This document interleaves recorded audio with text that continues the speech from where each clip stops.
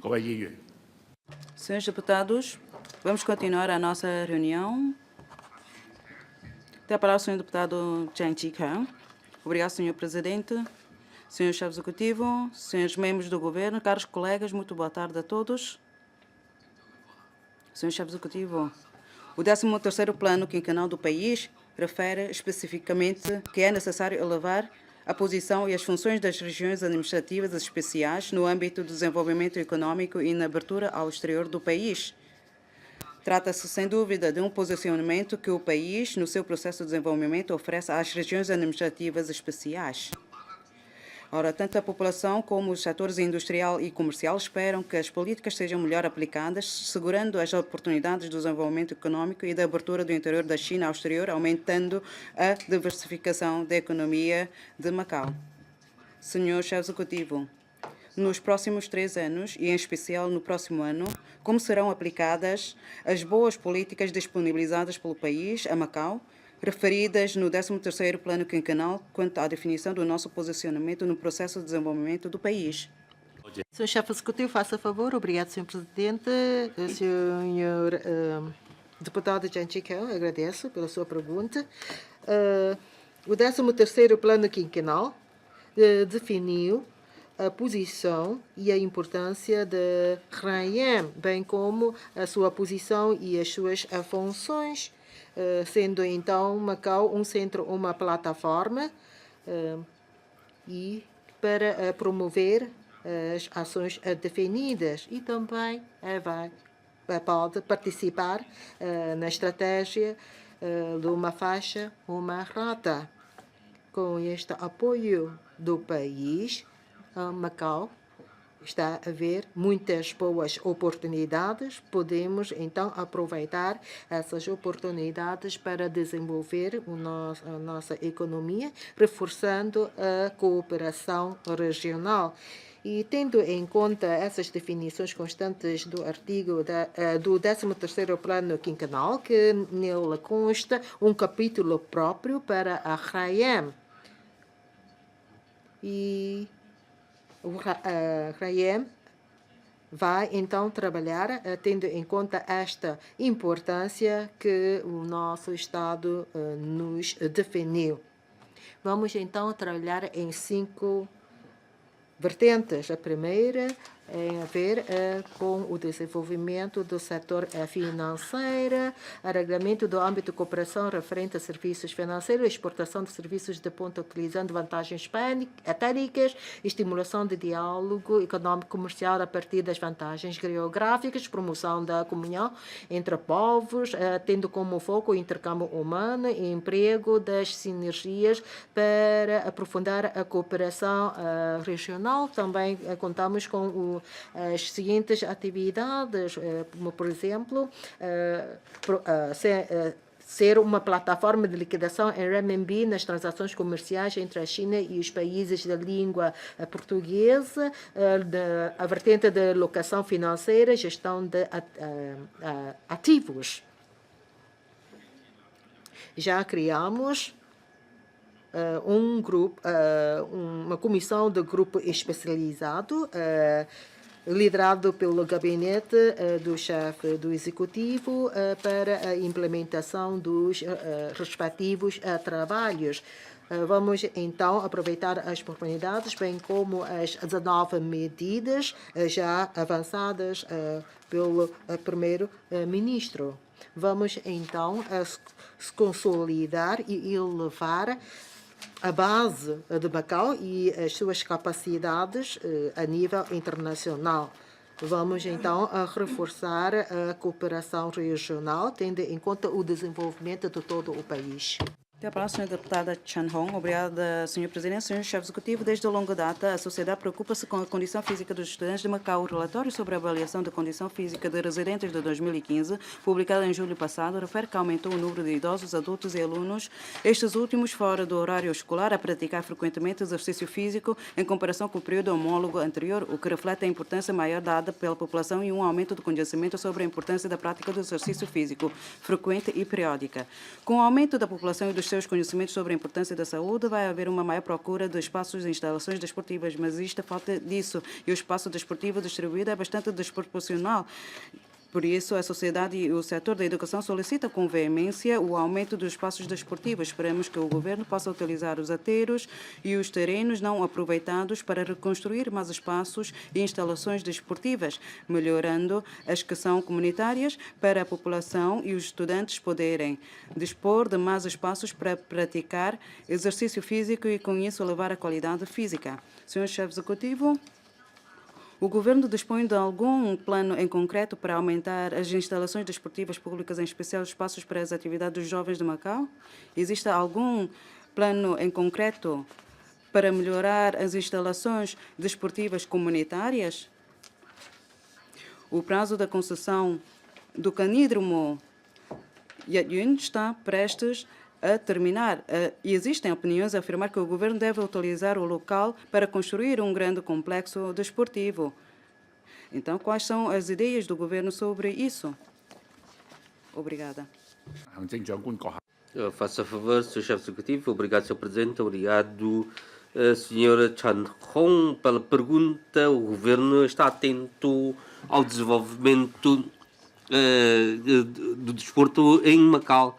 Está a criar mais condições para a construção de instalações desportivas para melhorar a condição física dos residentes de Macau. Que, segundo a avaliação da condição física dos residentes de 2015, tem elevado muito significativamente, especialmente entre a camada de jovens.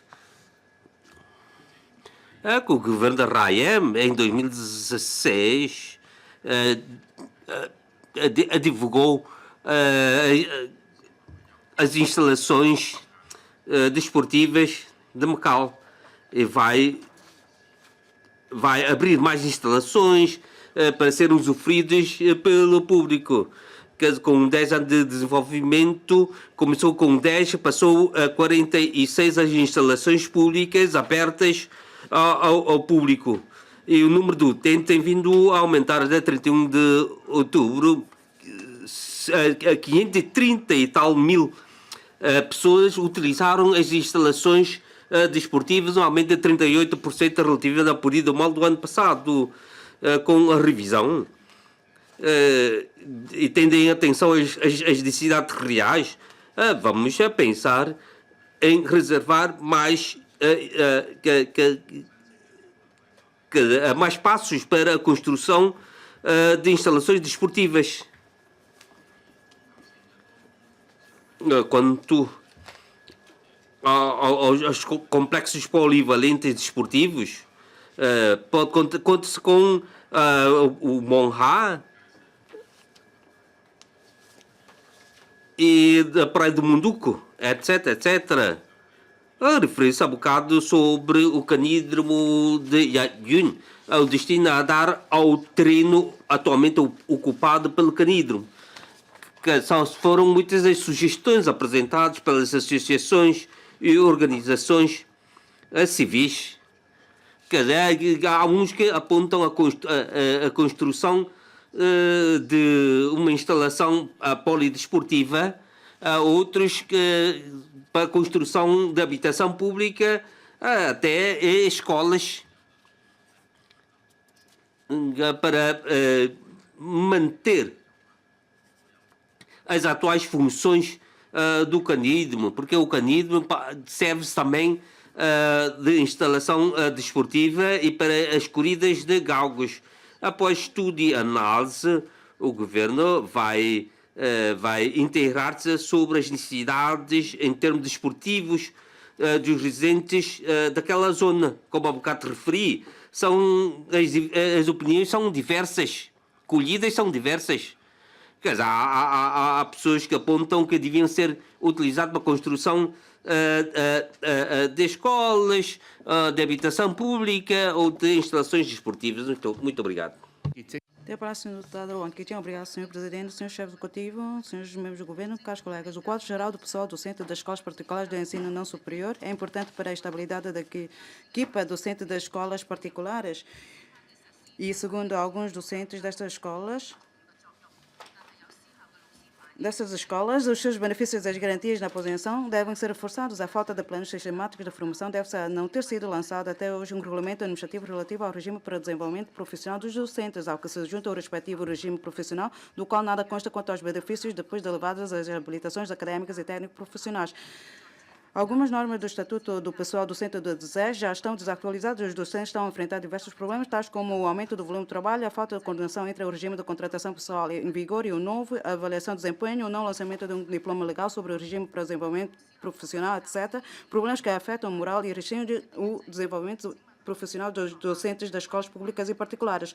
Sr. Chefe Executivo, há que aperfeiçoar o quadro geral, no sentido da aproximação dos benefícios dos docentes das escolas particulares ao das escolas públicas e que reforçar as garantias de aposentação. Vai fazer isso? Qual é o ponto da situação da criação do regulamento administrativo relativo àquele regime dos docentes? A quanto da elaboração do referido diploma legal, devem ser efetuados estudos sobre a concessão contínua de um subsídio profissional aos docentes que frequentam cursos que contribuem para elevar a qualidade do ensino, nomeadamente cursos na área da educação que conferem graus de mestre e doutor e ainda cursos de especialidade, por forma a incentivar os docentes a tomarem a iniciativa de elevar o nível e a qualidade do ensino. Vai fazer isso? Quando é que vai ser apresentada a proposta de lei sobre o Estatuto Pessoal Docente da DSES? Obrigado. Senhor chefe do executivo, obrigado, senhor presidente. Obrigado, senhora deputada Wang. Vou tentar responder às perguntas uma a uma. O pessoal docente, de facto, é uma parte importante para a estratégia de desenvolvimento de Macau através da formação. De facto, esta é uma necessidade e uma aspiração da população. O governo vai investir recursos no respeito também pelo desenvolvimento profissional do pessoal docente para se manter a estabilidade da equipe docente e promover o desenvolvimento de longo prazo do ensino. Para atingir este objetivo, isto não depende apenas dos trabalhos do governo, isto também implica esforços do pessoal docente, das escolas e também das famílias. No ensino não superior, e o quadro geral do pessoal docente das escolas particulares do ensino superior, não superior, com a implementação deste quadro geral, então está definido um regime base para o ensino não superior com um significado histórico para Macau. E este quadro geral contribui para elevar o nível profissional dos docentes e criar uma equipe de direção profissional especializada. E as escolas precisam de, assim, criar um regime de previdência para o pessoal docente, para, assim, reforçar as garantias de aposentação dos docentes. E há que também manter um bom diálogo a nível da avaliação de desempenho dos professores. E como esta lei entrou em vigor há muito tempo, ainda há que, então, contar com outras medidas complementares. O governo respeita o desenvolvimento profissional do pessoal docente. E, segundo o artigo 16 do quadro geral, então, os docentes com um grau de mestrado pode ser uma condição para o seu acesso a uma carreira superior. E também é atribuído um subsídio de desenvolvimento profissional dos docentes para impulsionar o nível profissional dos docentes. Também incentivamos a participação dos docentes nas ações de formação, também durante o período de aperfeiçoamento, goza o pessoal docente de diferentes benefícios e subsídios. E para que os professores possam frequentar os cursos de formação, e também é concedido um subsídio de propinas, que é 80% das propinas, com um limite máximo de 20 mil patacas. De 2015 e 2016, os professores que já estão qualificados. No ensino infantil, temos 99,1%, no ensino primário, 97,6%, ensino secundário, 89,2%. Estamos agora a pensar no diploma sobre o regime para desenvolvimento profissional dos docentes. Em 2017, vamos ouvir as opiniões e em 2018 entrar em processo legislativo. E quanto a trabalha do Estatuto do Pessoal Docente da Direção do Serviço de Educação e Juventude, quanto ao trabalho da revisão deste diploma. Então, temos que reduzir as horas letivas dos professores e definir os princípios gerais para a avaliação do desempenho dos professores. E queria acrescentar alguns pontos. É que na discussão desta matéria, aliás, já entramos numa nova era.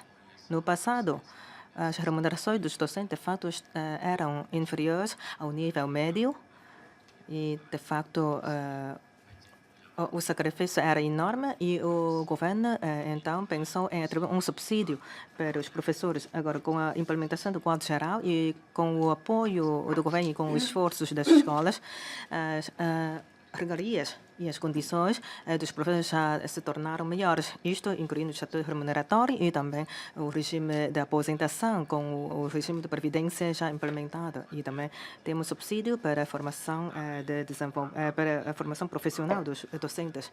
E nas escolas públicas, como os professores gozam do estatuto da função pública, que é diferente dos professores do quadro geral do pessoal docente das escolas particulares, assim, existem diferenças. E agora, o quadro geral.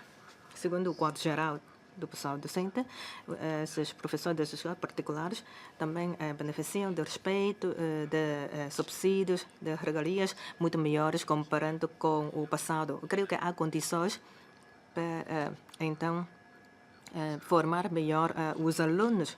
Quanto a isto, vamos continuar a rever a situação, mas quanto ao Estatuto do Pessoal Docente do Serviço de Educação e Juventude, de facto, há necessidade da sua revisão e já entrou em processo de revisão. Até a palavra, Sr. Deputado Chouequan. Obrigado, Sr. Presidente, Sr. Chefe Executivo. Há indícios das receitas do jogo voltarem a estabilizar, mas como continuam a existir fatores de incerteza na economia global, as receitas fiscais continuam a depender excessivamente das receitas provenientes do jogo. A manutenção das despesas dentro dos limites das receitas é um princípio governativo da RAIAM. Sr. Chefe Executivo, o público está bastante atento à proposta e apreciação dos projetos de grande envergadura e ao orçamento. Pode então fazer uma apresentação da situação e dos fatores de ponderação nos quais se baseia a elaboração do orçamento financeiro para o próximo ano? Como é que o senhor avalia a atual situação e qual é a sua opinião? Sr. Chefe Executivo, faça favor. Obrigado, Sr. Presidente. Agradeço ao deputado Chouequan pela questão. Quando da elaboração do orçamento financeiro, há que então cumprir o princípio de manutenção das despesas dentro dos limites das receitas, procurando alcançar o equilíbrio entre as receitas e as despesas. E estamos a prever que continua a ser um orçamento para o próximo ano, um orçamento com saldo positivo em relação às despesas dos serviços públicos. Segundo a previsão, para o próximo ano vai haver um aumento ligeiro de 2,6%. E quanto ao aumento econômico previsto para o próximo ano, vai ser também por volta de 2,8%. Naturalmente, o governo vai injetar os recursos financeiros prioritariamente nos benefícios sociais e que ocupam essas despesas 29,4% do total das despesas, incluindo as despesas com participação pecuniária, participação nos cuidados de saúde, entre outros. A economia de Macau está ainda na fase de ajustamento aprofundado e o governo tem a responsabilidade de manter um determinado valor de investimento e na área do PIB, no próximo ano, os investimentos vão ser na ordem de 37,8%, por forma a elevar a competitividade e a vitalidade da economia de Macau, bem como vamos elevar a eficácia dos investimentos, das verbas injetadas nas obras públicas. Neste momento, os procedimentos que vão ser seguidos para as obras públicas são os dados em relação aos utentes, a segunda, a concepção, a terceiro lugar é um inventário das etapas, dos procedimentos, os custos e, por último, o cálculo do custo das obras. Eu creio que o senhor deputado muito se preocupa com o orçamento das obras públicas, porque depois do concurso verifica-se muitas vezes uma discrepância do valor estimado inicialmente com o valor efetivamente pago, ou seja, as despesas. E, por conseguinte, já disse que para que o orçamento seja então feito com o maior rigor possível, porque se verificar um orçamento com grande discrepância entre a fase inicial e a fase posterior, daí que depois de um estudo interno realizado, esperamos que o orçamento a ser divulgado através dos procedimentos que acabei de referir possa então a sua previsão se aproximar dos custos reais das obras públicas. Caso contrário, tal como acontece até a data, ou aliás no passado, derapagens orçamentais. Naturalmente, também se verificou outras razões que deram lugar a este fenómeno, como, por exemplo, o atraso na conclusão das obras. Mas, seja como for, vamos então encontrar soluções para evitar o aparecimento desses problemas. Obrigado. Tem a palavra o senhor deputado Lam Hang Seng, vice-presidente. Obrigado, senhor presidente. O futuro está nos jovens, por isso a definição de políticas para apoiá-los a resolver as dificuldades na concretização dos seus sonhos assume uma enorme importância para o desenvolvimento de um local. Na minha opinião, a melhoria da empregabilidade e do empreendedorismo juvenil necessita, primeiro, de uma estrutura econômica diversificada para aumentar a oferta de emprego.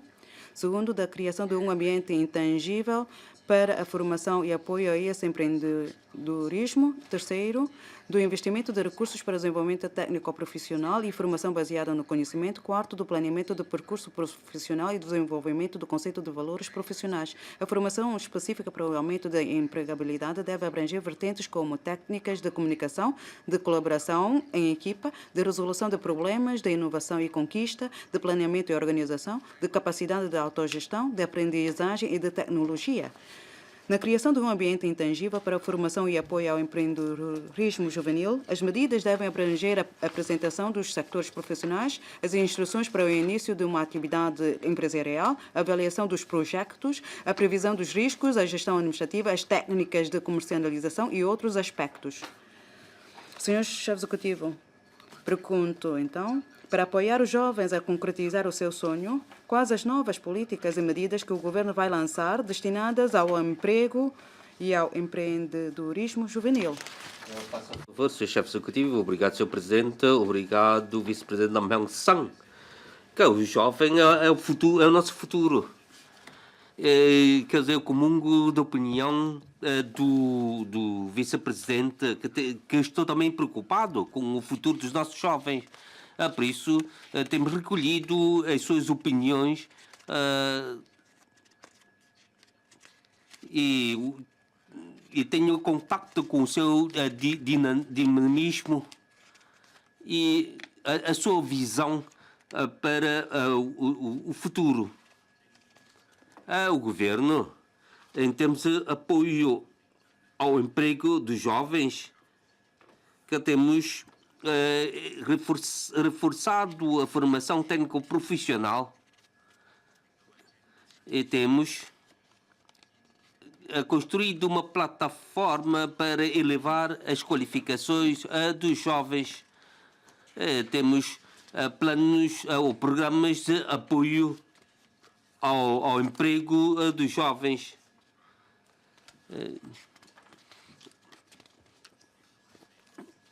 Além disso,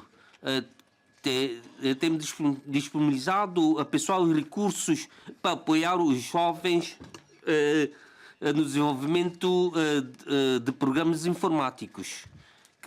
Quer dizer, eu acho que as oportunidades são maiores para os jovens. Quer dizer, gozam de 15 anos de ensino gratuito. E 85% dos nossos jovens já prosseguem estudos superiores. Ou seja, que após a conclusão do curso, eles conseguem um bom emprego, ou se ingrar pela via do empreendedorismo. Contudo, em termos de empregabilidade, a taxa é bastante elevada para os que detêm uma habilitação de ensino superior.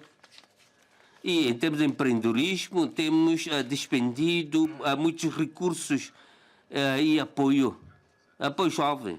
Eu creio que atualmente também não é tão fácil o empreendedorismo, porque fazer negócios correm os seus riscos. Que segundo alguns estudos feitos, por exemplo, em termos de retalho, em termos de restauração, porque eles escolhem a exploração de uma mesma atividade. Isso aumenta o risco. Será que os jovens podem pensar após após a conclusão de um curso de ensino superior que vai integrar-se no mercado de trabalho para adquirir experiências.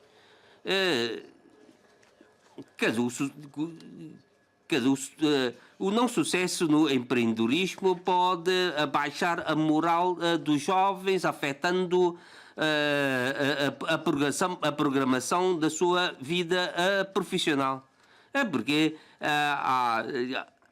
temos feito uma investigação de que o apoio ao empreendedorismo, o sucesso, a taxa de sucesso não é assim tão grande, porque todos se concentram em determinadas atividades. Se o jovem não tem uma experiência no exercício da atividade, na exploração da atividade, enfrenta muitas dificuldades no empreendedorismo e vai enfrentar com muitos riscos e dificuldades. Sob o ponto de vista do governo, tal como foi referido pelo vice-presidente, como é que nós vamos apoiar os jovens a obter um emprego e explorar uma atividade? Para o empreendedorismo necessita de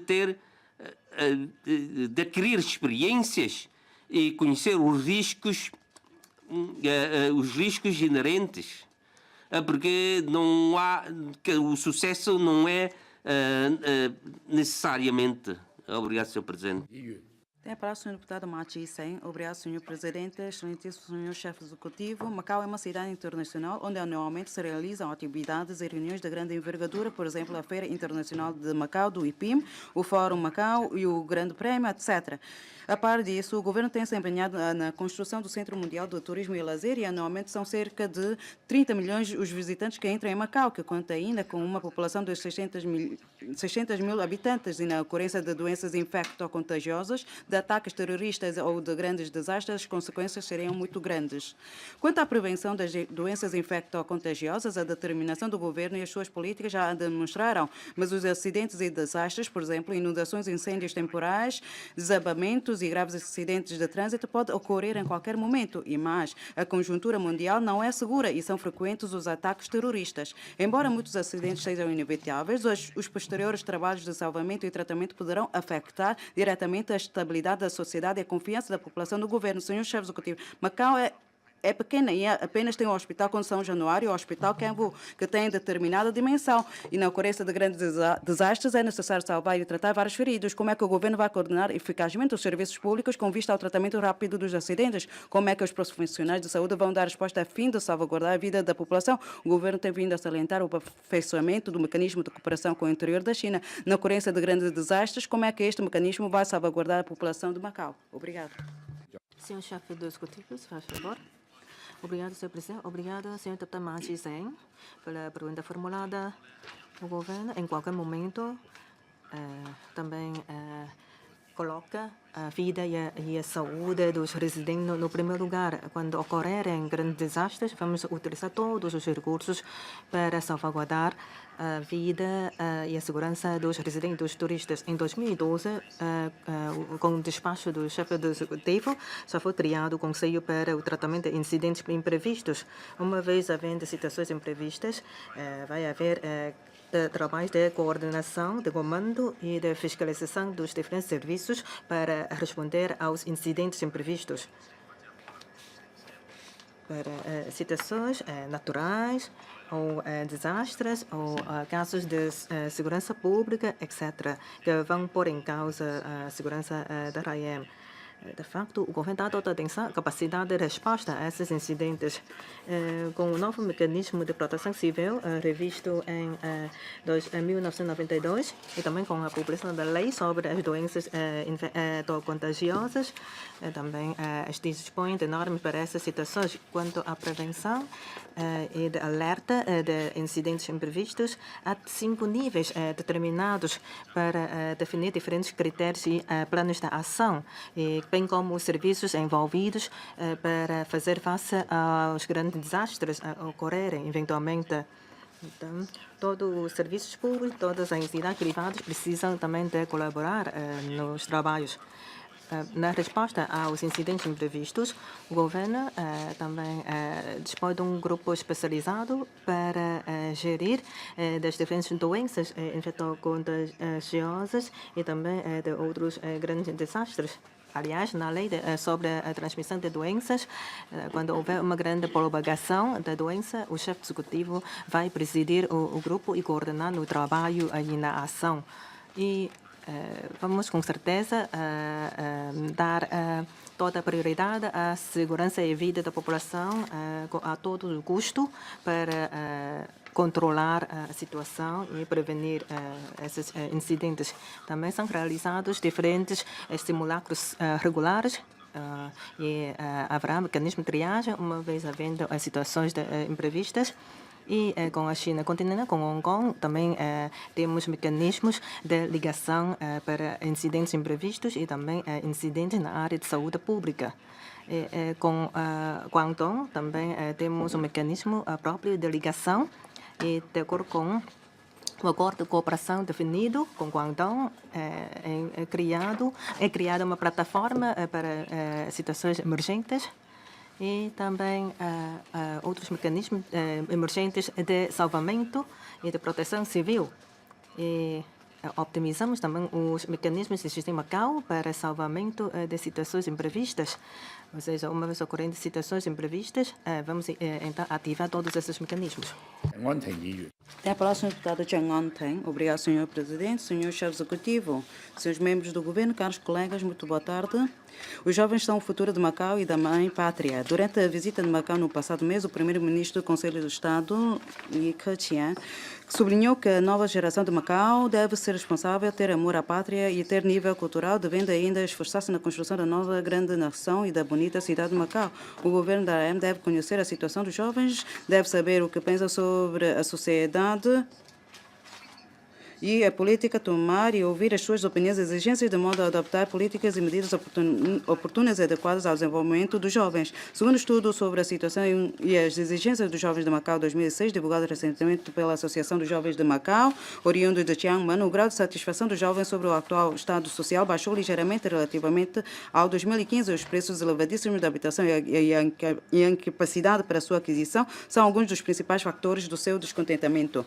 Ter habitação, viver feliz e trabalhar com alegria são ideias preconizadas nas lá. Ideias estas que têm sido realçadas pelos senhores chefes executivos e pelos serviços competentes que prometeram, em resposta das necessidades da população, iam acelerar a construção de mais habitações públicas. Mas o número de habitações públicas disponibilizadas não tem conseguido responder às necessidades sociais. Alguns jovens que vivem do seu trabalho não preenchem os requisitos que se candidataram à habitação pública por ultrapassarem o limite máximo de rendimento fixado. Entretanto, os preços da habitação privada são altíssimos e as suas poupanças não são suficientes suficientes para pagar o sinal. Perante a constante subida do preço, os jovens só podem ficar preocupados. Senhor chefe executivo, como é que o governo vai pôr em prática as ideias de ter habitação, viver feliz e trabalhar com alegria, preconizadas nas LAB? De que medidas dispõe para dar resposta às necessidades habitacionais da população, em particular dos jovens? Obrigado. Senhor chefe executivo, faça favor. Obrigado, senhor presidente. Obrigado, deputado Jontem. Por forma de levar a cabo a política de ter habitação, viver feliz e trabalhar com alegria, o governo vai então proceder a estudos e, sobretudo, analisar as necessidades da população em relação à habitação e vamos então maximizar os nossos recursos, dando prioridade às necessidades da classe vulnerável.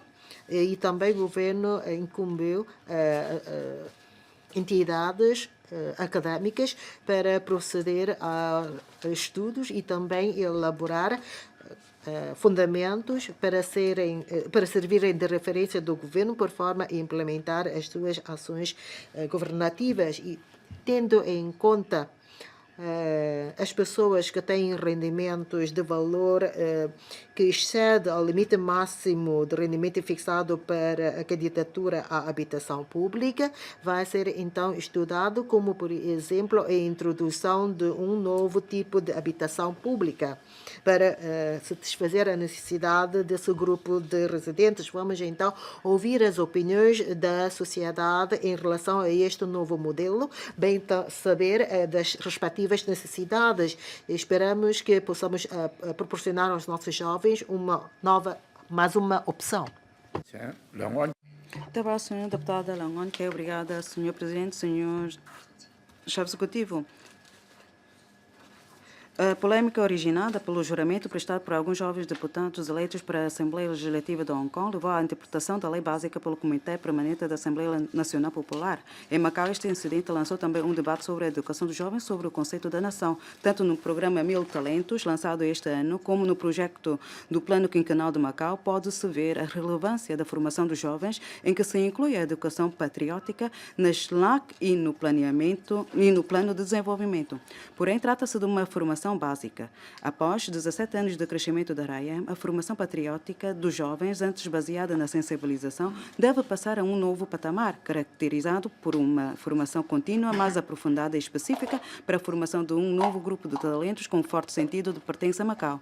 Essa formação deve dar a conhecer aos jovens que estes assumem o papel de participantes no projeto de construção da nossa nação e de Macau.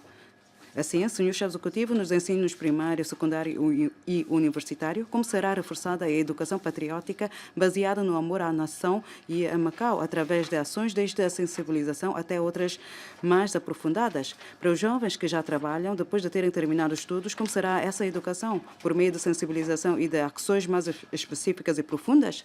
Mas os elevados preços do imobiliário e da habitação tornaram-se uma preocupação para os jovens que pode ser resolvida com a construção de habitações públicas sob a forma de casas para jovens e essa medida vai também aumentar-lhes o sentimento de pertença a Macau. Assim, senhor chefe executivo, o governo vai construir essas habitações públicas para os jovens e acha que o Canídromo é um local apropriado para fazer isso? Chefe executivo, obrigado, senhor presidente, obrigado, senhor deputado Leon Kei. Quer dizer, mais uma sugestão para o uso do terreno do Canídromo Yat-Jun. Que na resposta que dei ao deputado Chang Tinga, já fiz saber qual a nossa posição. Que isso vai ser integrado como uma das opiniões no nosso relatório de consulta pública.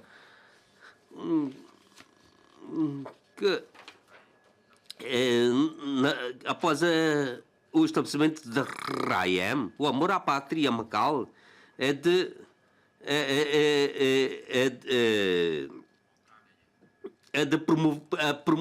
promover o apoio à nação. E para garantir as garantias da lei básica,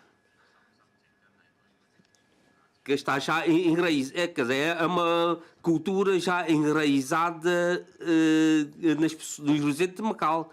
e obteve o grande apoio da nação para promover o amor à pátria e a Macau.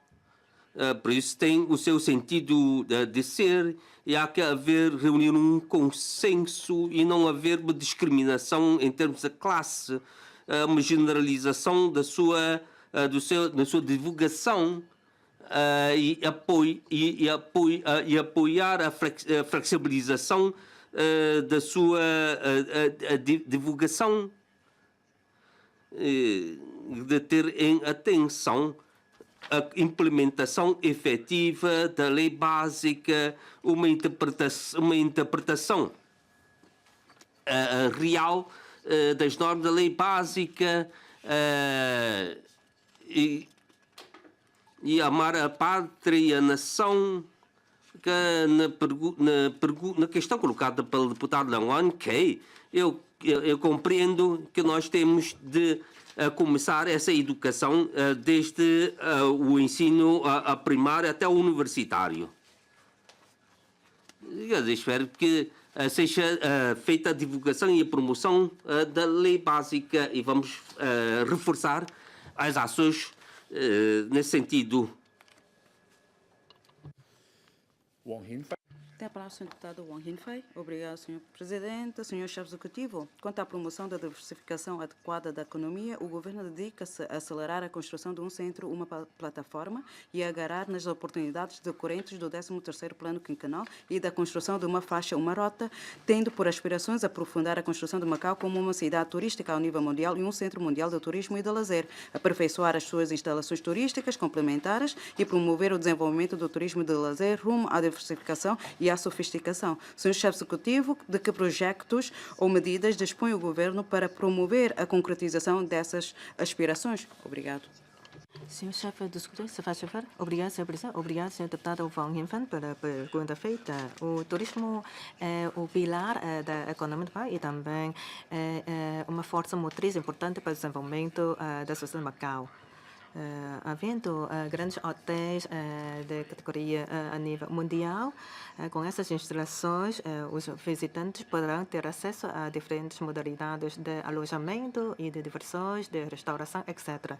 Macau está a desenvolver-se já para uma sociedade com características e elementos culturais e como um destino final turístico e também contamos,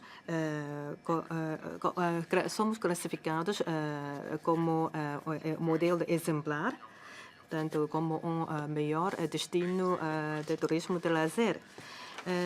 No planeamento traçado e também, aliás, no plano quinquenal de desenvolvimento, já definimos o objetivo de ter turismo de qualidade, roteiros especiais, como os nossos objetivos.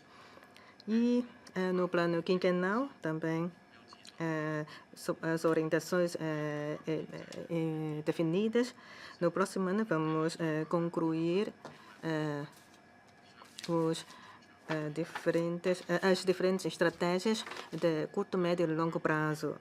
Para reforçar a construção dos regimes, vamos continuar a aperfeiçoar os mecanismos interserviços para elevar a capacidade de acolhimento de Macau e a reforçar a vertente de gestão e de formação e também para promover a honestidade neste setor do turismo.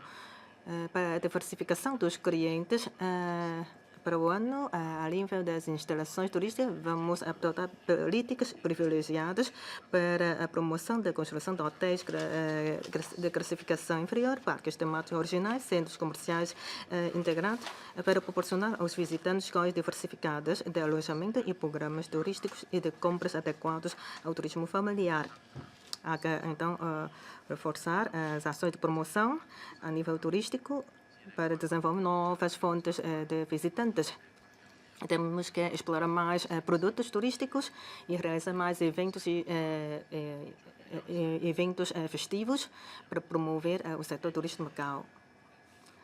E em três vertentes vamos trabalhar para além da definição do planeamento e reforçar o ambiente e o regime E temos que promover a diversificação dos turistas e dos produtos turísticos, porque como um destino turístico a nível mundial, e com o desenvolvimento do Centro Mundial de Turismo de Lazer, temos confiança de que no futuro, nos próximos anos podemos conseguir atingir esses objetivos.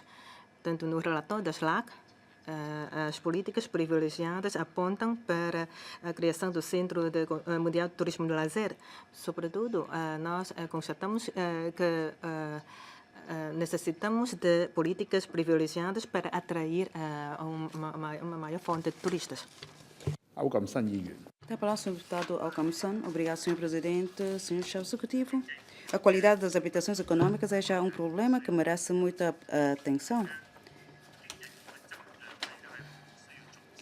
Mas agora também temos que dar importância à qualidade das habitações. Agora, vou citar um exemplo, o edifício do Lago, que foi ocupado há apenas 3 anos e pouco. Mas são já inúmeros os problemas durante 3 anos. Os elevadores têm estado sempre avariados e em reparação. Em alguns deles, até os cabos romperam e só depois da reparação é que foi possível usá-los. As paredes racharam e depois da reparação o problema não ficou totalmente resolvido, para além dos incômodos provocados devido à poeira e ao ruído, afetando gravemente os moradores. As canalizações dos espaços comuns do edifício estão enferrujados e há problemas de inundações nas frações, problemas esses que só deveriam aparecer ao fim de 10 ou 20 anos. Os problemas não são só estes, mas chegam para podermos ficar a saber da gravidade da situação que, para além de incomodar os moradores, constitui um risco para a segurança da estrutura dos edifícios, especialmente depois de ultrapassado o período de garantia, pois a partir daí as despesas com manutenção, devido a problemas de qualidade, são suportados pelos pequenos proprietários, o que é frequentemente irrazoável e injusto. A habitação econômica deveria ser uma boa medida para resolver os problemas habitacionais dos residentes, mas se estas não tiverem qualidade, essa medida só vai prejudicar a população. Sr. Chefe Executivo, como é que vai ser resolvido este problema?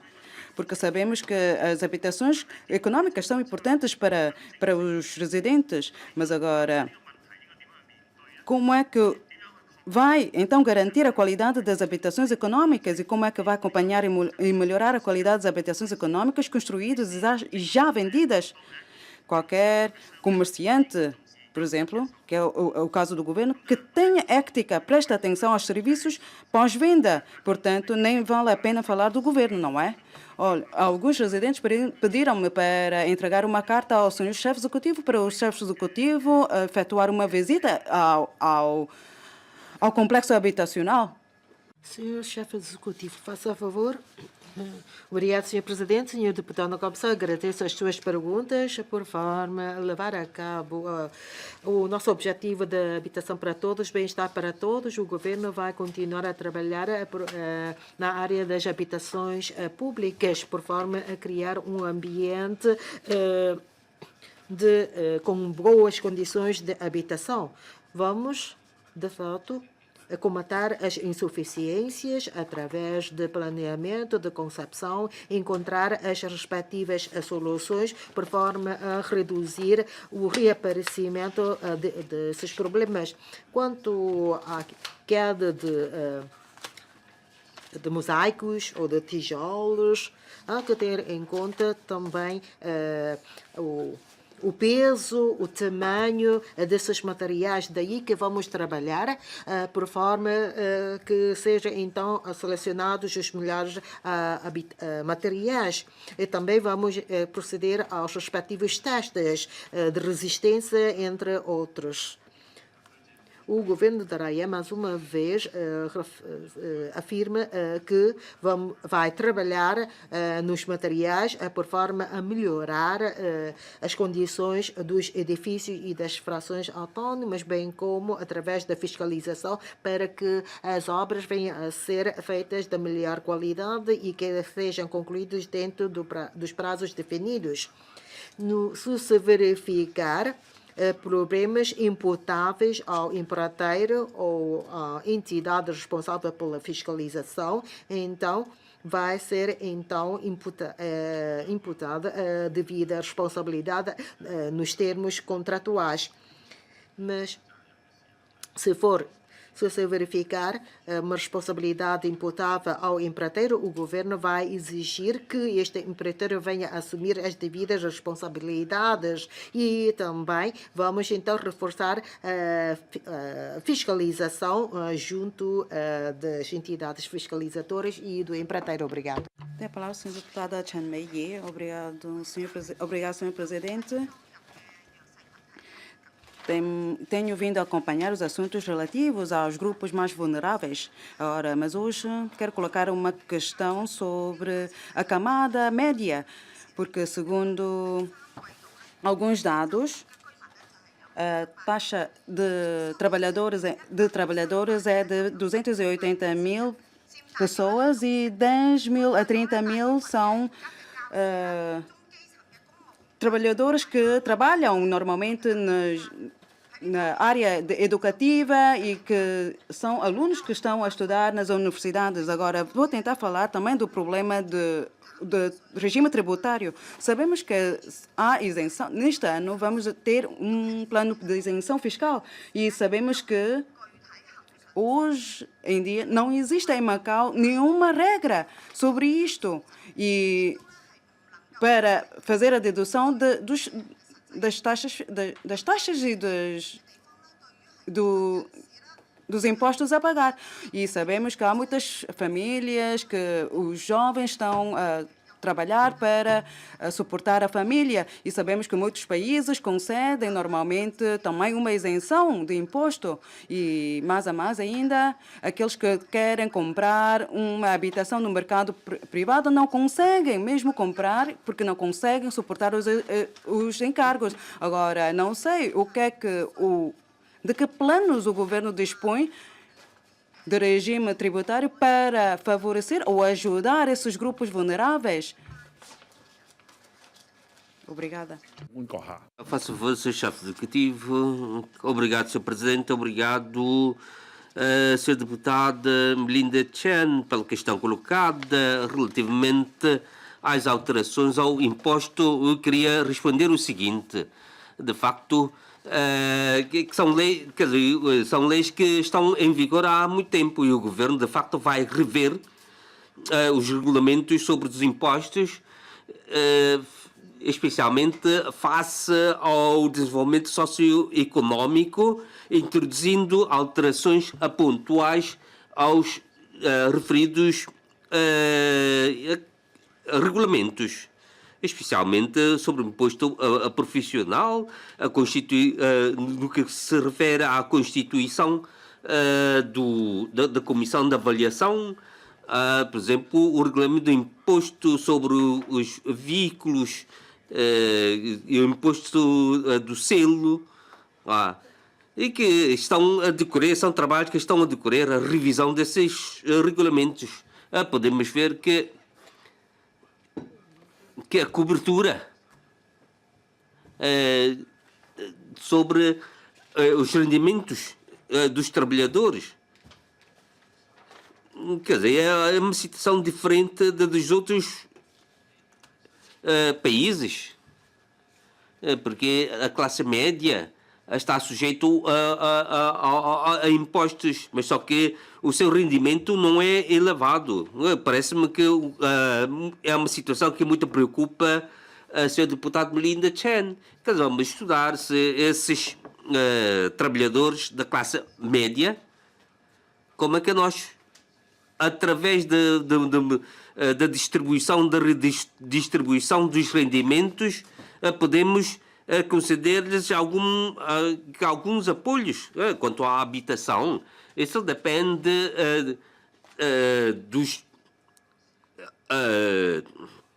depende dos solos disponíveis, porque há razões objetivas que é um regime fiscal que não só acontece em Macau, mas também noutros países, que afeta a classe média. Por isso, nós vamos atentar sobre a situação, especialmente em termos de saúde, em termos da habitação, porque é uma classe, a classe abrangida é bastante alta. Tem a palavra, senhor deputado Mkocha.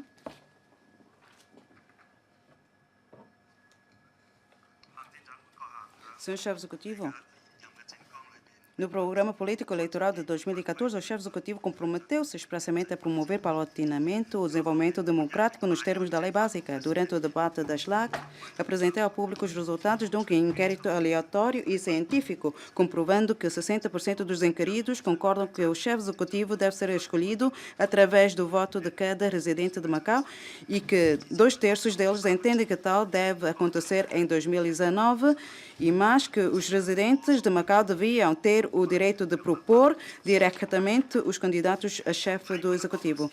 O chefe Executivo deve concretizar o desejo da maioria dos residentes, demonstrando em inquéritos científicos, melhorando o regime eleitoral do chefe Executivo e procurando liberalizar a respectiva forma de propositura, com vista a criar um regime baseado no modelo de um voto por residente, de modo a assegurar a democratização paulatina do sistema político no cumprimento rigoroso da lei básica. E o governo deve aproveitar toda a oportunidade para concretizar isto, o que eu estou a propor.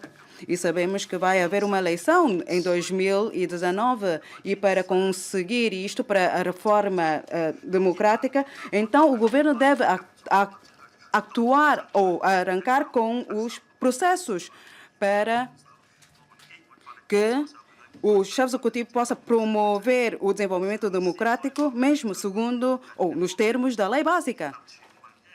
Ou seja, concretizando o que eu estou a propor, que é o sufrágio universal, ou seja, a eleição do chefe executivo segundo o método de voto de cada residente de Macau. Obrigado. Senhor chefe do Executivo, obrigado, senhor presidente. Obrigado, senhor deputado. De acordo com a lei básica, anexo 1, então, são aplicadas as disposições da lei para revisão da metodologia para a escolha do quinto mandato de chefe e dos mandatos posteriores, de acordo com os procedimentos legais. E o poder de decisão cabe ao governo central. E o chefe do executivo é eleito por uma comissão eleitoral amplamente representativa, que está de acordo com o desenvolvimento e a realidade de Macau. E conta com o reconhecimento dos diferentes setores da sociedade. Devemos, então, mantê-lo inalterado. A reforma política tem que seguir rigorosamente a lei básica e a decisão do Comitê Permanente da Assembleia Popular Nacional, tendo em conta a realidade de Macau e também partindo dos princípios em prol da manutenção da estabilidade do sistema político fundamental da RAEM, do funcionamento eficaz da estrutura política com predominância do poder executivo, da defesa dos interesses de diversas camadas sociais e dos diversos setores de Macau, da manutenção da prosperidade, estabilidade e desenvolvimento a longo prazo em Macau. Estamos aí agora em fase de ajustamento profundo e a primeira missão do governo é manter a prosperidade e estabilidade da sociedade e promover a diversificação adequada da economia, aperfeiçoar a vida da população e melhorar o nível da qualidade da população em geral. Quando a democratização, o governo vai cumprir esses 4 princípios favoráveis na manutenção da estabilidade do sistema político. Vamos continuar a optimizar o ambiente eleitoral e elevar a qualidade eleitoral e implementando paulatinamente o desenvolvimento democrático. Obrigado. 啟動政改有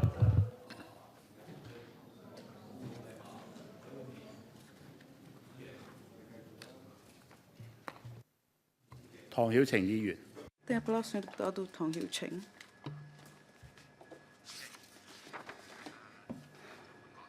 Senhor presidente, senhor chefe executivo, estou assustado porque eu estava prestes a carregar no botão do microfone. Tendo em conta a queda das receitas do jogo nos últimos anos, o governo está menos rico do que há 2 anos. O governo prometeu que ia manter a maioria dos benefícios e medidas relacionadas com a vida cotidiana da população e as despesas dos serviços públicos estão a ser, nos últimos anos, a reduzir. É compreensível este raciocínio de manter as despesas dentro dos limites das receitas. porque temos que também cumprir o espírito da lei básica. Só que para determinadas áreas com maior importância, por exemplo, o ensino superior, ensino básico, a redução das receitas pode dificultar o funcionamento.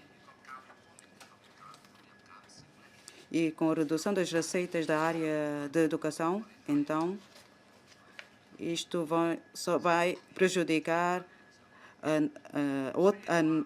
a nova geração. Sabemos que não se faz canja sem arroz, não é? Ademais, a situação da nossa economia não está ainda tão má. Sabemos que as receitas ainda dão para cobrir as despesas e sabemos que o futuro pertence aos jovens e o futuro dos jovens depende muito de um bom ensino. Senhor chefe executivo, neste momento em que a RAEM ainda dispõe de alguma força econômica e financeira, será possível pelo menos manter o investimento ou aumentar o investimento no ensino? Obrigado. Senhor chefe executivo, faça favor. Obrigado, Sr. Presidente. Senhor deputado Gabriel Tong, agradeço a sua pergunta, porque o ensino, aliás, tem a ver com a satisfação dos residentes e das gerações vindouras. E, por conseguinte, na SLAC do governo tem vindo sempre a preocupar-se com esta matéria. E nos próximos anos, o peso dos investimentos na área de ensino, aliás, também dos últimos anos, tem vindo a subir. Em 2014, eram de cerca de 107 mil milhões e que houve cerca de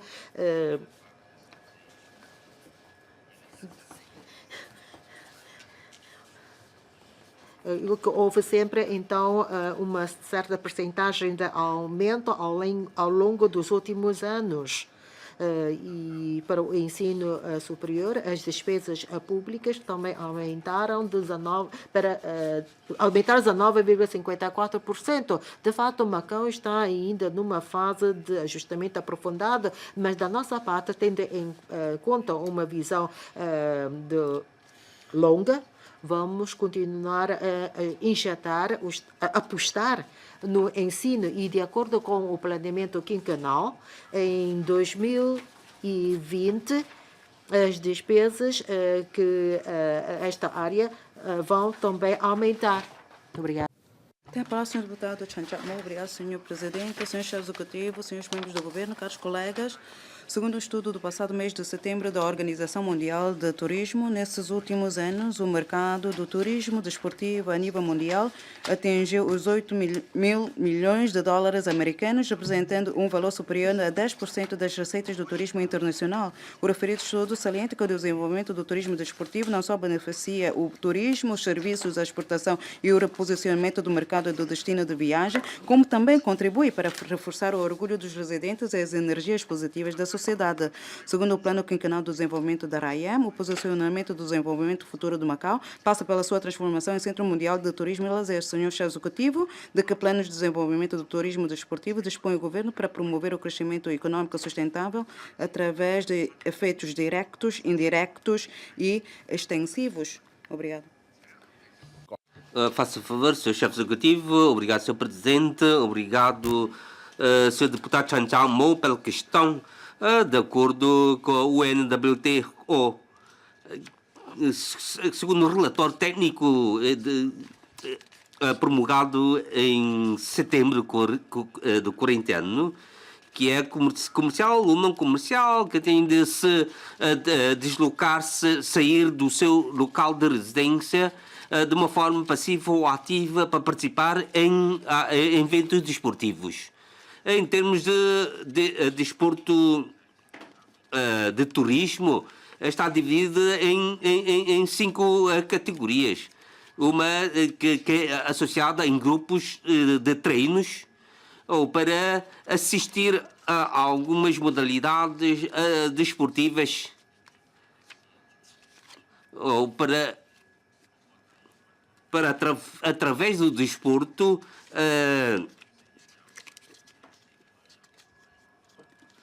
ter uma melhor saúde. Pode ser como os Jogos Olímpicos, que há turismo desportivo tradicionais. Em 2004, a envergadura do mercado atinge 20 mil milhões de dólares americanos e que esse número vai subir até 40 mil milhões de dólares americanos.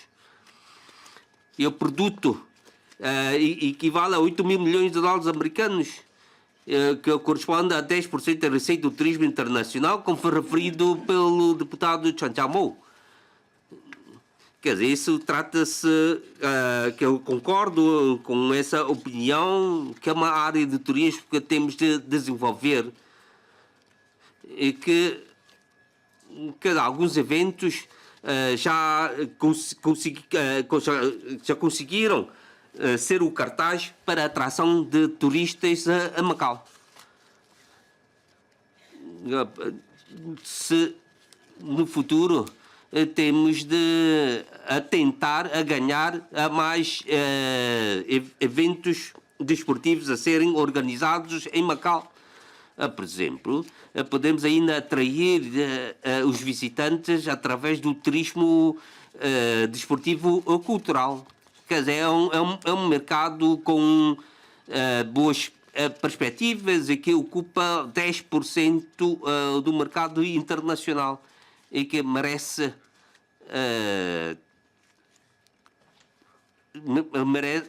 uma exploração nesse sentido.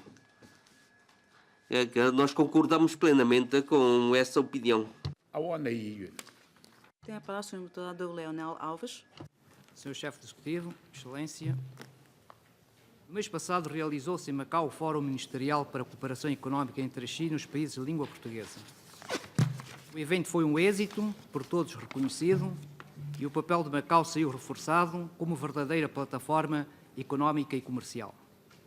Deram-se passos sólidos e definitivos no sentido de, no século XXI, a todos os níveis, a interação entre a China e os países de língua portuguesa não constituir apenas uma realidade presente, mas sim um caminho irreversível a percorrer por todos, tendo por objetivo um constante aprofundamento do intercâmbio e o estreitamento das relações multilaterais.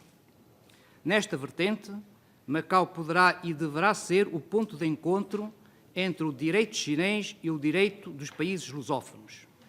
Macau só será um verdadeiro centro de negócios se simultaneamente também for um centro de diálogo entre juristas, académicos, magistrados e advogados destes países.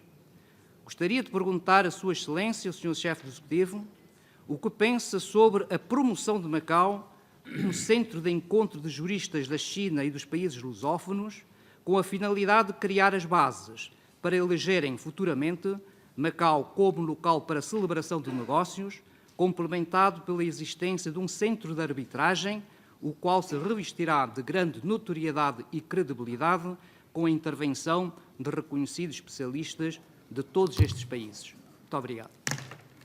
請 Senhor chefe do Executivo, se faz favor. Obrigado, senhor presidente. Obrigado, senhor deputado Leonel Alves, pela pergunta formulada. Macau como um centro de intercâmbio, um centro de arbitragem entre Macau e os países de língua portuguesa. De fato, esta ideia merece o nosso profundo estudo e reflexão. Com o grande apoio do governo central e com os esforços enviados pelo governo da RAEM, Macau, enquanto plataforma de cooperação entre Macau e os países de língua portuguesa, de facto, este papel está a surtir efeitos sob este background e como uma plataforma de cooperação, e creio que os serviços jurídicos, de facto, vão se elevar para a agenda da ordem do dia. E o desenvolvimento dos trabalhos jurídicos necessita do trabalho dos juristas e especialistas e também contar com intercâmbio e estudos. E esses trabalhos também carecem de condições de desenvolvimento de negócios, ou seja, quando a criação de um centro de intercâmbio e as suas atividades precisam de condições sociais e depois da criação desse centro E, naturalmente, há que se promover o desenvolvimento das atividades, ou seja, há uma interação entre ambos os fatores. Quanto à criação do Centro de Arbitragem, aliás, é um mecanismo para resolver de forma pluralista os conflitos. E em 2014, já o governo concluiu o estudo sobre a redução de conflitos a partir de várias soluções, de modo a promover Macau como um mecanismo para resolver os diferentes litígios fora dos tribunais, isto incluindo a arbitragem, a conciliação e a mediação. E as ideias orientadoras baseiam-se também nas vantagens criadas pelo princípio um país, dois sistemas e com a participação de especialistas de renome e com credibilidade internacional. E a criação de uma plataforma, de facto, faz com que Macau tenha vantagens para a criação de mecanismos de arbitragem com essas características. Quanto à ideia formulada pelo deputado Leonel Alves, de facto, merece o nosso estudo, porque, de facto, Macau, como uma plataforma de cooperação entre a China e os países de língua portuguesa, e com a visita do primeiro-ministro foi revelado um grande apoio.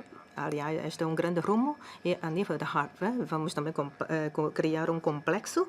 E isto é bom para promover os trabalhos, mas o mais importante é que, tal como já referi, quanto às condições de desenvolvimento de negócios, aliás, há que contar com condições para a criação deste centro. Vamos estudar com prudência esta ideia para ver como é possível promover o desenvolvimento do trabalho. Obrigado. 陳奕立議員。 Tem a palavra o senhor deputado Chanica. Obrigado, senhor presidente. Excelentíssimo senhor chefe executivo.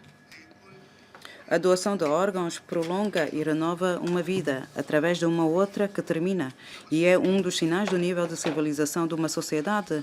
Por isso, nas regiões vizinhas, tem-se promovido a sensibilização para a sua importância. Em Macau, a comunidade tem altas expectativas.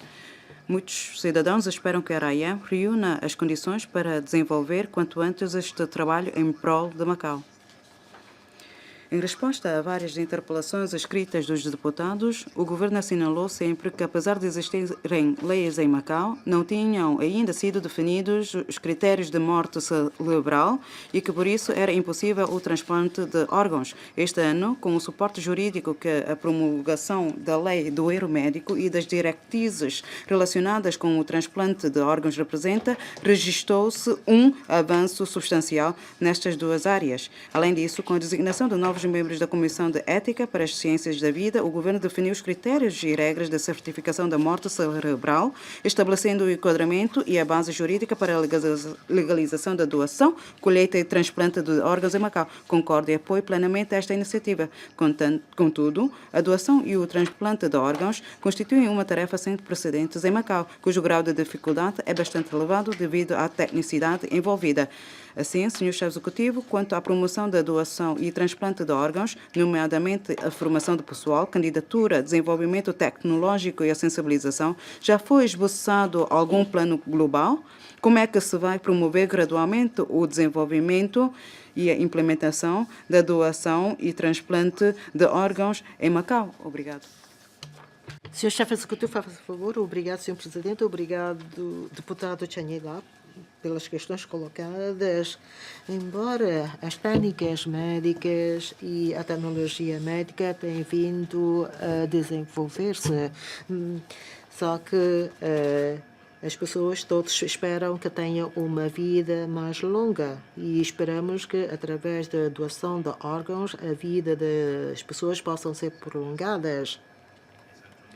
Aliás, em 1996, a quando da aprovação da Lei 2/96/EM, que tem a ver com a doação de órgãos e o transplante de órgãos, e também em 91, o decreto 12/98/EM sobre os doadores de órgãos, que regula os doadores de órgãos. De fato, temos legislação para o efeito, e este ano o governo também promulgou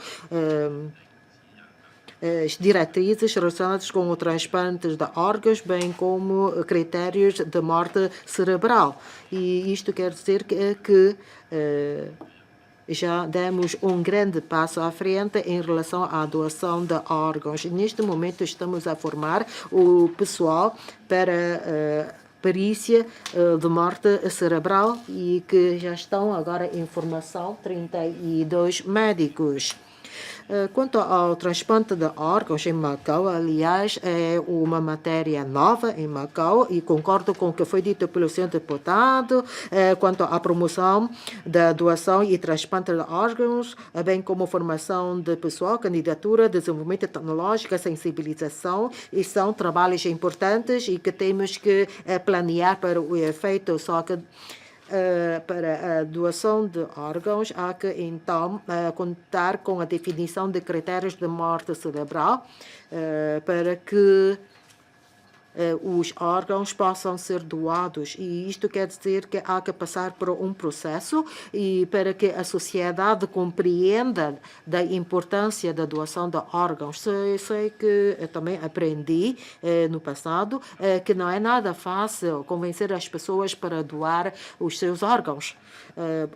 Um doente ou um falecido, mesmo com a sua concordância, provavelmente após o seu falecimento, os seus familiares podem não concordar com a doação do seu familiar falecido e, por conseguinte, há um grande trabalho à nossa frente.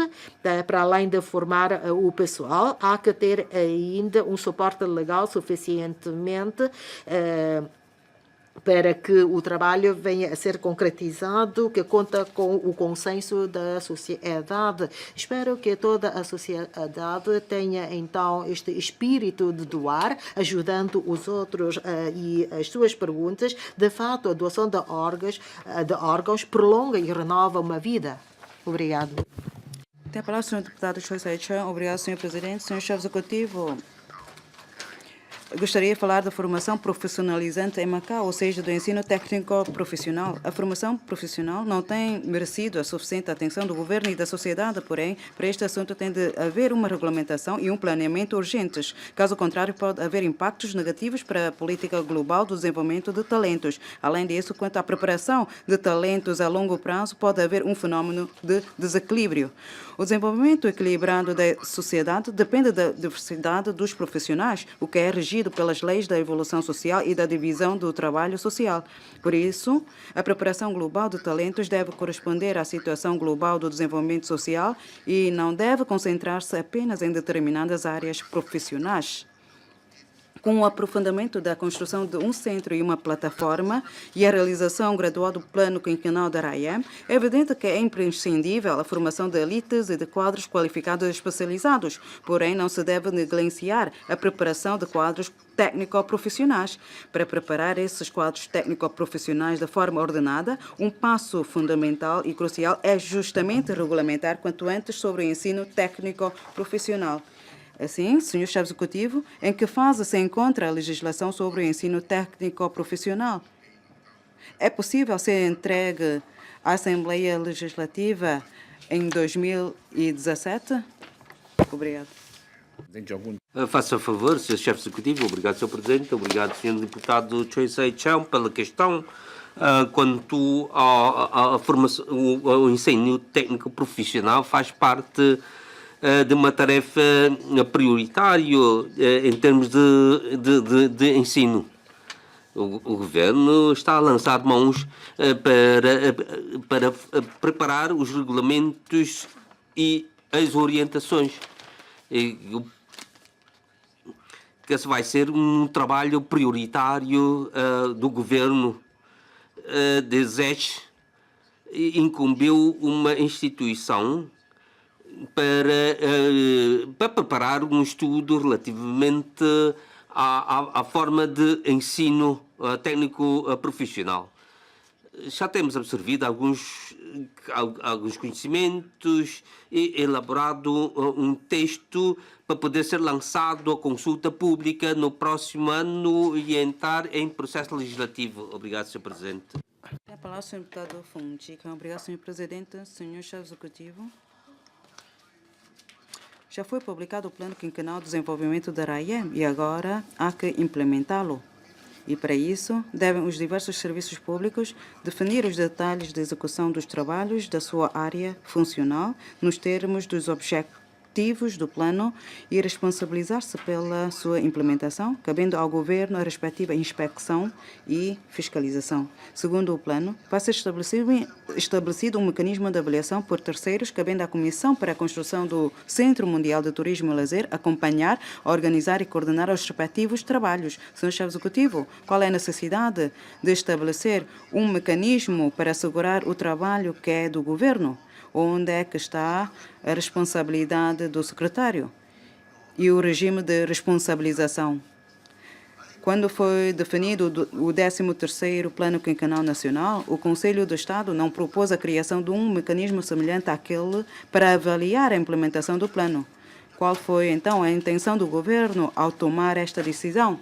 Obrigado. Senhor chefe do Executivo, obrigado, Sr. Presidente. Obrigado, senhor deputado Fonseca, pela questão colocada. O plano quinquenal é quadro geral e as linhas de ação para os próximos 5 anos.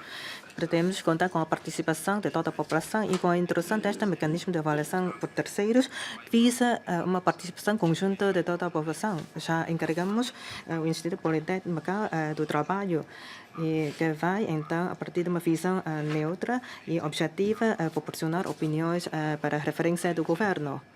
No plano quinquenal, aliás, durante os trabalhos para a elaboração do plano quinquenal, já nos deslocamos às diferentes instituições da China continental para tirar os ensinamentos e com a experiência da China continental, então, criamos este mecanismo de avaliação por terceiros. Aliás, na China continental, em 2008, a Comissão de Desenvolvimento Estatal da China também convidou uma instituição da Universidade de Tsinghua para desempenhar o papel de terceiro para essa avaliação. Depois também foram convidadas 2 equipes da Universidade de Tsinghua para estudar a matéria. Também tiramos esses ensinamentos junto da Universidade de Tsinghua. Convidamos, então, uma equipe da Universidade de Tsinghua para obter opiniões valiosas no trabalho da elaboração do plano quinquenal. A avaliação por terceiro visa a uniformidade dos objetivos e critérios. E, neste momento, a equipe da Universidade de Tsinghua está a avaliar a criação de uma base de dados. Depois da publicação do Plano Nacional, então, os diferentes projetos vão ser, então, definidos em concreto. Depois vão ser os trabalhos acompanhados de acordo com essa avaliação feita. E a elaboração do plano quinquenal está relacionado com as diferentes áreas de governação e não podem afastar-se da opinião pública. Portanto, o que disse há pouco, de facto, é justo. E o governo precisa de um mecanismo de avaliação e de fiscalização. E, aliás, pedimos às diferentes tutelas para apresentar os planos dos próximos 5 anos para delinear as diferentes ações setoriais. E, através das diferentes reuniões de trabalho, então, reforçamos a coordenação interserviços, assim, para assim melhor fiscalizar e concretizar os trabalhos e elevar a capacidade de execução. No sistema de relatórios trimestrais, vamos também tentar reforçar a fiscalização e a gestão e também a concretizar a responsabilização. No reforço do diálogo entre a Comissão para a Construção do Centro Mundial de Turismo de Lazer e a Comissão para o Desenvolvimento da Plataforma de Serviços para a Cooperação Comercial entre a China e os países da língua portuguesa. Também houve a recolha de opiniões durante esses meses e em Pequim contamos com o apoio dos serviços e já ouvimos as opiniões de 18 entidades. No aperfeiçoamento dos mecanismos de inspeção, a Comissão para a Construção do Centro Mundial de Turismo de Lazer vai, de acordo com as necessidades efetivas, criar um grupo especializado para fiscalizar a execução do plano. No trabalho de concretização, vão ser fiscalizados os diferentes critérios e os trabalhos de formação também vão ser reforçados para assim melhor executar os trabalhos. 張立群議員。 Tem a palavra o Sr. Deputado João Lapquan. Obrigado, Sr. Presidente, Sr. Chefe Executivo. A minha questão está relacionada mesmo com este tema, com este assunto, porque o Sr. Chefe Executivo já deu uma resposta à minha questão. Eu não copiei as questões do meu colega, claro. Porque sabemos que as medidas, mas agora, sobre este mecanismo de avaliação por uma terceira parte, ora, não sabemos no futuro, quando o governo fez este plano, o governo decidiu introduzir esse mecanismo por ver que há ainda insuficiência na elaboração dos seus planos?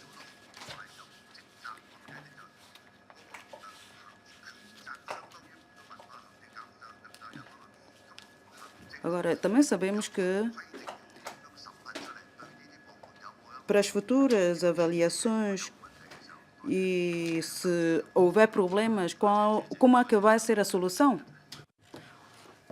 Faça favor, Sr. Chefe Executivo. Obrigado, Sr. Presidente. Aliás, quanto à sua pergunta, Sr. Deputado John Lapquan, que eu que também agradeço, mas creio que eu já respondi a parte da sua pergunta ao responder à pergunta do deputado Fonseca. De acordo com os objetivos definidos no Plano Quinquenal de Desenvolvimento, há que então proceder à avaliação no interior do governo. Vai haver então a fiscalização por forma a avaliar se atingiu ou não os objetivos definidos e que a avaliação por uma terceira parte tem de ser então feita assegurando a objetividade e imparcialidade. E por isso, quanto à parte referente à administração do governo, cabe então ao próprio governo a fazer uma avaliação, mas quanto à avaliação do exterior, vai ser então assumida por uma terceira parte de forma objetiva e imparcial. Muito obrigado. 各位議員， Senhores deputados, mais uma vez queria agradecer ao seu chefe executivo, os membros do Conselho Executivo, as autoridades. O chefe executivo já respondeu a cada uma das perguntas endereçadas pelos 32 deputados. Eu queria aqui lembrar aos senhores deputados que na próxima semana nós vamos entrar no debate das LAC das LAC setoriais. Por isso eu peço a todos para se prepararem. Declaro encerrada a reunião.